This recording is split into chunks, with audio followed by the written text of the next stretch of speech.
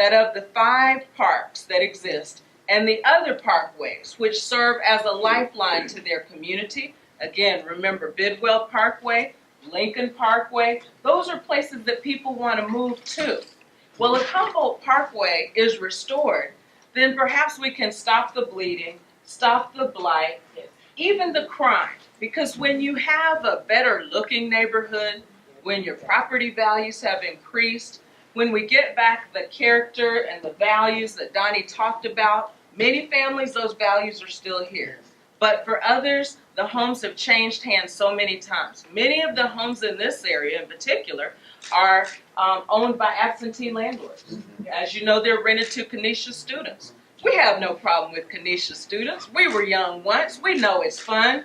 But then again, we need for them to be respectful of the community.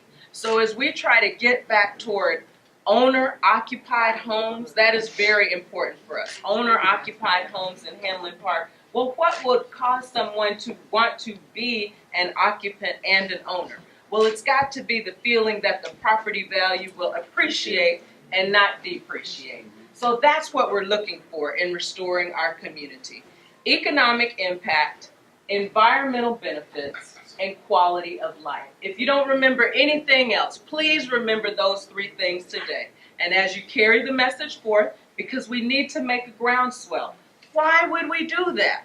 We would do that because of the economic impact of jobs and wealth creation and the increase of property values. We would be doing that because of the environmental remediation, correcting the pollution that happens with the heavily traveled roads like Route 33, improving the safety and health for our children. Again, they're the most vulnerable amongst us. So I would just imagine that many of the people with the respiratory illnesses are either the very young or the elderly frail.